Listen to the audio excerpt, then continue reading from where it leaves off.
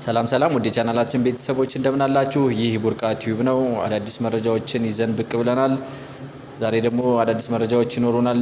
እስከ መጨረሻው እንድትከታተሉን እየተጋበዝን አዳዲስ የሆናችሁ ለቤተሰቡ ሰብስክራይብ እያደረጋችሁ ቤተሰብ ሁኑ እንላለን። ወደ ቀዳሚ መረጃ ስናልፍ ዶክተር ደብረጽዮን ገብረሚካኤል ለዲያስፖራው ያስተላለፉትን መልእክት እንዲህ እናስተቀርባለን። ጠላቶቻችን አሁንም ወደ አዲስ ጦርነትና ከበባ ለመግባት ግፊት እያደረጉ ነው ሲሉ ደብረጽዮን ገብረሚካኤል የህወሓት ሊቀመንበር ዶክተር ደብረጽዮን ገብረሚካኤል የትግራይ ህዝብ በአሁኑ ወቅት እጅግ አደገኛ የሆነ የህልውና ፈተና ውስጥ እንደሚገኝ ገለጹ።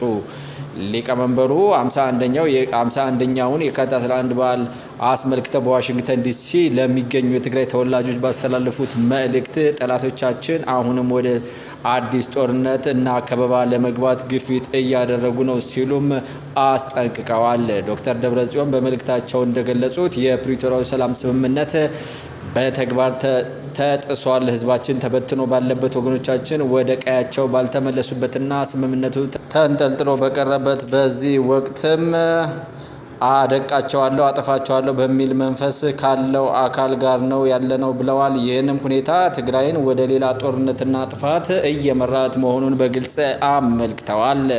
የውስጥና የውጭ ሴራዎች በትግራይ አንድነት ላይ የሚሰነዘሩ ጥቃቶችን በተመለከተ ሊቀመንበሩ ጠላት አዲስ የኢኮኖሚና የፖለቲካ ከበባ ለመፍጠር ግፊት እያደረገ መሆኑን በውስጥና በውጭ ያሉ ከዳተኞችና ጠላቶች የኋላ ቀርነትና የአካባቢያዊነት ስሜቶችን በመቀስቀስ ትግራይን ለመበተን እኩይ ተግባር እያከናወኑ መሆኑንም ተናግረዋል።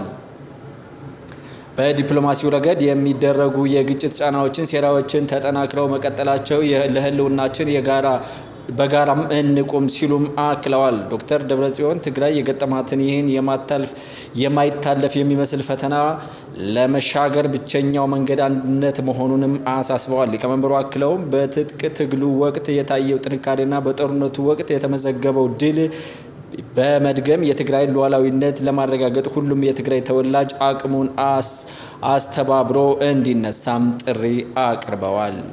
ወደ ሌላኛው መረጃ ስናልፍ የአገር መከላከያ ሚኒስቴር ከአሁን በፊት የመከላከያ ሰራዊት አባል የነበሩ በተለያየ ምክንያት ከሰራዊት የወጡና ተመልሶ ሰራዊቱን ለማገልገል ፍላጎትና ቁጭት እያላቸው እስካሁን የመመለስ እድል ያላገኙ አባላትን መልሶ በሰራዊቱ እንዲያገለግሉ የምዝገባ ማስታወቂያም አውጥቷል።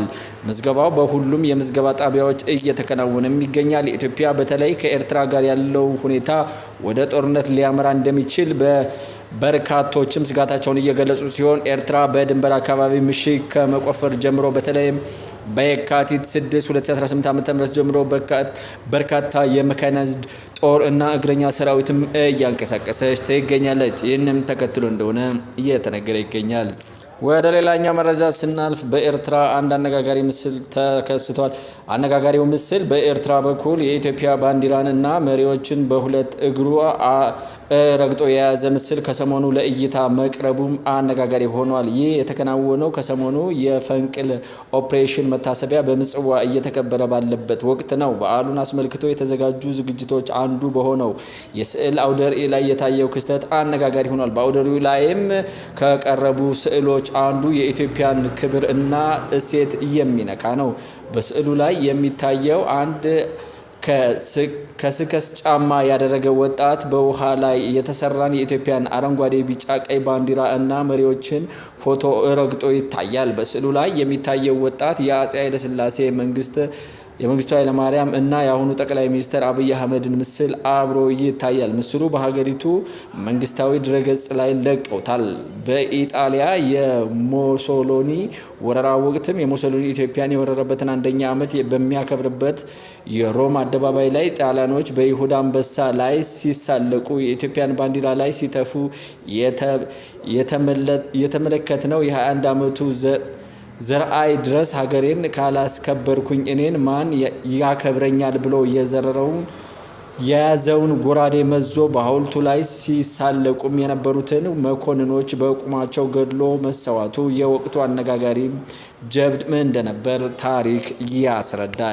ቤተሰቦች የያዝናቸው መረጃዎች እነዚህን ይመስላሉ። በሌላ መረጃ እስክንገናኝ በያላችሁበት ሰላም ሁኑልን። አዳዲስ የሆናችሁ ሰብስክራይብ ማድረጋችሁን ቤተሰብ መሆናችሁን እንዳትረሱ። ቸር ቆዩልኝ። አገራችን ሰላም ያድርግልን። ባይ ባይ።